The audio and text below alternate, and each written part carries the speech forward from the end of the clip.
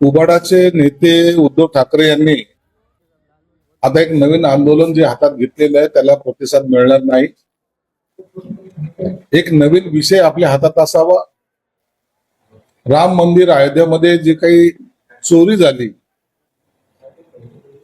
त्यानुसार आपल्याला त्याचं काही कॅश करता येईल का, आपल्याला त्याच्याबद्दलचा काही फायदा उचलता येईल का, म्हणून त्यांनी आंदोलन करण्याचा प्रयत्न केलाय.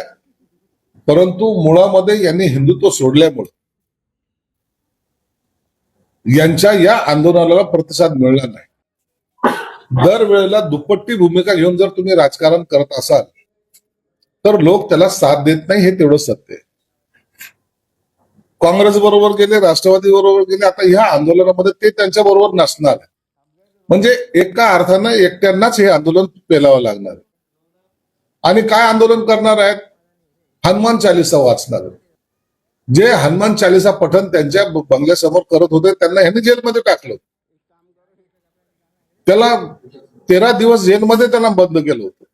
आणि आज ह्यांच्यावर ही वेळ आलेली की आता हे गल्लोगल्ली जाऊन हनुमान चालिसा वाचतात. यांच्यात जर परिवर्तन होत असेल तर ठीक आहे, परंतु राजकारणासाठी आता हनुमानांचा सुद्धा वापर जरी त्यांनी केला तरी लोक हे विसरलेले नाहीत. आता उबाठांनी हिंदुत्व सोडलंय हे मात्र नक्की झालेलं. राज ठाकरे यांनी मुख्यमंत्र्यांना एक पत्र लिहिलं आहे. त्या पत्रात असं म्हणाले की केंद्रातील भाजप नेत्यांना सत्तेचा माज आला आहे. संसद आता महाराष्ट्र इथे आला आहे. तुमचा एक आमदार पदाधिकारी लोकांच्या मृत्यूवर किरीकिरी असतो आणि त्यावर कारवाईचा एकही असू ओढला जातो, ही अत्यंत संतापाची बाब आहे. नाही, काल जो काही साठमच्या बद्दलचं जे काही आपली चित्रफित आली त्याच्यामध्ये तो नेमका काय बोलला आणखी परिपूर्ण पाहायला मिळत नाही. परंतु जर असा एखादी दुर्घटना घडली तर त्यावर अशा प्रकारचं हसणं किंवा त्याच्यावर कॉमेंट्स करणं हे योग्य नाही, हे प्रत्येकाला त्याची जाणीव आहे. आणि म्हणून त्याबद्दल जर असं बोललं असेल तर साठमला निश्चितच मुख्यमंत्री साहेबांनी काहीतरी समज दिली असावी. म्हणून आम्हाला वाटतं आता हा विषय हे तर संपायला हवा. अनेक प्रश्न आपल्या समोर आहेत. आताही मुंबईमध्ये धोधो पाऊस कोसळतोय, अनेकांच्या घरात पाणी शिरलेलं आहे, अनेक रस्ते ब्लॉक झालेले आहेत. ह्या सगळ्या गोष्टी याकडे आता लक्ष देणं गरजेचं आहे. काही ठिकाणी खड्डे पडलेले आहेत, त्याचं काय? या सगळ्या प्रश्नावर सरकारने आता आपलं लक्ष केंद्रित केलेलं आहे. म्हणून यासाठी जी मदत करता येईल ती नागरिक म्हणून सुद्धा आपण केली पाहिजे अशी मी त्यांना विनंती करणार. असे म्हणाले की महाराष्ट्राच्या राजकीय संस्कृतीचा ऱ्हास होतोय. पूर्वी कसं आहे महाराष्ट्रामध्ये आणि इतर राज्यामध्ये जमीन आसमानचा फरक होता, पण आता तो राहिला नाही. त्याला जबाबदार तुम्ही आहात. ऱ्हास होतं म्हणजे आता काय, एकच पार्टी नाही ना.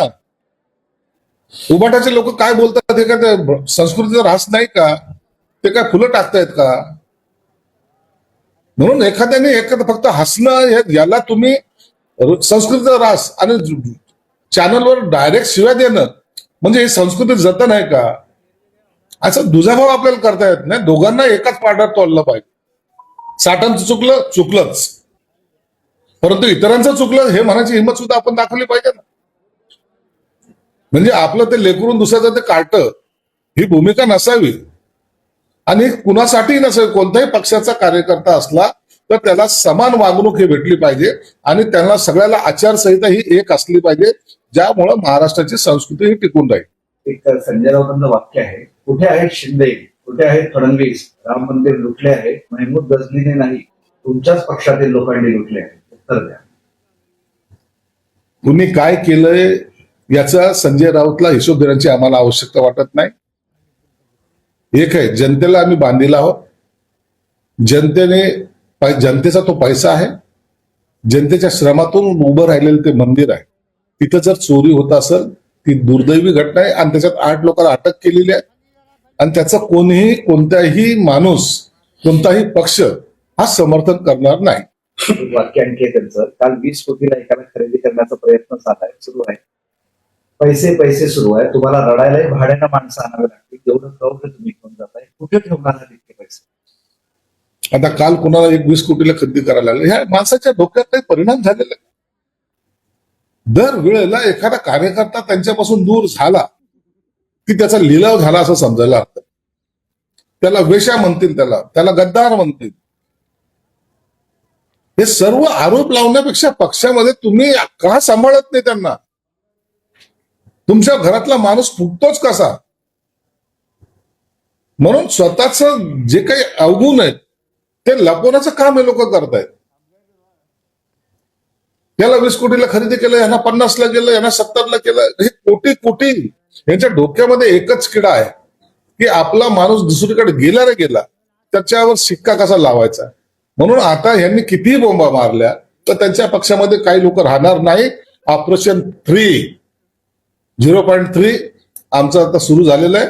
आता तुम्हाला काही दिवसांत याचे परिणाम सुद्धा पाहायला मिळतील. हे ऑपरेशन मध्ये कोण कोण काय काय असेल ऑपरेशन 3 मध्ये? आता हे सगळं त्याचं डिटेल त्याचा तुम्हाला देत नाही. ऑपरेशन हे ऑपरेशन असं थोडंसं एकदा आम्ही सगळं त्याचा सॅम्पल चेक सगळं चेक करतोय. नंतर याचा ऑपरेशन बद्दल तुम्हाला माहिती मिळेल. असंच भूकंप होणार. महाभूकंप होणार. तर पण हे टार्गेट किती महिन्याचं आहे की ऑपरेशन 3 याचं टार्गेट? त्याचा ते सर्व एकनाथ शिंदे साहेब ठरवत असतात. कधी त्याचा भूकंप करायचा, कधी त्याचा बॉम्बस्फोट करायचा, कधी त्याचं ऑपरेशन करायचं. किती लोकांचं करायचं? ते शिंदे साहेबांकडे आकडा असतो. राम मंदिर ट्रस्ट पूर्णपणे बरखास्त करा संजय राऊत. संजय राऊत देशाचं चिंता करतो. संजय राऊतांना तर जगाची चिंता केली पाहिजे. इतका महान नेता आहे हा.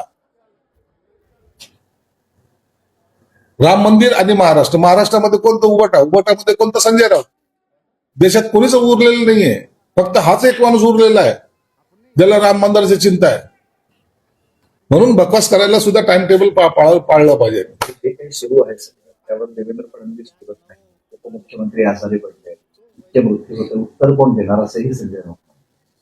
त्याची चिंता त्यांनी करू नये. सरकार आमचं व्यवस्थित चालू आहे आणि योग्य तो निर्णय योग्य ठिकाणी घेतला जातो आणि त्याची उत्तरे सुद्धा दिली जातात. काल मुंबई महापालिकेत एक वेगळंच नाट्य दिसतंय. रितू तावडे आणि किशोरी पेडणेकर यांच्यामध्ये वाद झाले. किशोरी पेडणेकर महापौर कार्यालयात गेल्या, काही व्हिडिओ काढले असा त्यांनी आरोप केला आणि पोलीस स्टेशन पर्यंत एफआयआर पर्यंत हे सगळं प्रकरण. महापौरांचा एक वेगळा प्रोटोकॉल आहे. त्यांच्या कार्यपद्धती वेगळ्या आहेत. गटनेता किंवा विरोधी पक्षनेता ज्या पेडणेकर आहेत त्यांचा एक प्रोटोकॉल आहे. त्या प्रोटोकॉलच्या व्यतिरिक्त जाऊन काहीतरी हेरगिरी करणे किंवा काहीतरी फोटो काढणे असे प्रकार जर झाले तर तो महापौरच्या दालनात जाऊन तर मला वाटतं हे योग्य नाही. त्यासाठी महापौर स्वतः रितसर कंप्लेंट केली. फक्त त्या बोलल्यात आणि थांबल्यात असं नाही, तर त्याने तिथल्या डीसीपी कडे कंप्लेंटही केलेली आहे आणि ते कंप्लेंट आता ते त्याचा काय तो सोक्षमोक्ष 1-2 दिवसात होईल. नुकतेच ते मिसिंग रोड बनलाय आणि तिथे त्याच्यावर आता खड्डे पडायला सुरू झाले पहिल्याच पावसात. पहिल्याच पावसामध्ये मिसिंग रोडवर खड्डे पडलेत. निश्चित त्याची दखल आता त्या खातं घेत असेल. जर काही तिथं चुकीचं झालं तर त्या अधिकारावर कारवाई वगैरे हा नंतरचा भाग तर होताच, परंतु असं का घडलं याचं सुद्धा चौकशी करायला पाहिजे. आणि पहिल्या पावसात खड्डे पडणं हे चुकीचं आहे, याचं समर्थन आम्ही करणार नाही. उपमुख्यमंत्री एकनाथ शिंदे रुग्णालयात आढावा घेतला पावसाचा आणि शिवसेनेकडे रस्त्यावर उतरून मदत करायचं आवाहन केलं.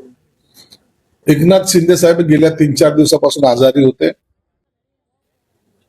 विकनेस आहे, फिवर आहे आणि त्याचं प्रमुख कारण त्यांची झोप. 4 दिवसापूर्वी त्यांना ऍडमिट करायचं होतं, परंतु ते एकनाथ शिंदे उद्या करता आज ते ऍडमिट झाले. त्यांचा काश्मीरचा दौरा होता, तो दौरा आता रद्द केलेला आहे. श्रीकांत शिंदे काश्मीरला गेलेले आहेत आणि त्यांना 3 दिवस किमान हॉस्पिटलमध्ये राहावं लागेल अशी त्यांची परिस्थिती आहे. म्हणून एक त्यांना जे काही ट्रीटमेंट आहे, ज्या काही टेस्ट आहेत त्या हॉस्पिटलमध्ये होत आहेत. तरी एकनाथ शिंदे साहेब तिथं बसूनही शांत नाहीत. तर ते महाराष्ट्रामध्ये जे काही पाऊस, अवकाळी पाऊस काही ठिकाणी पडतोय, काही ठिकाणी दुष्काळ स्थिती आहे, त्याचा सगळ्याचा आढावा घ्यायचं काम ते करतात. शांत बसणे हे एकनाथ शिंदे साहेबांच्या स्वभावात नाहीये. म्हणून त्या आपल्या जी जबाबदारी ती जबाबदारी हॉस्पिटलमध्ये असून सुद्धा ते पार पाडण्याचा प्रयत्न करतात.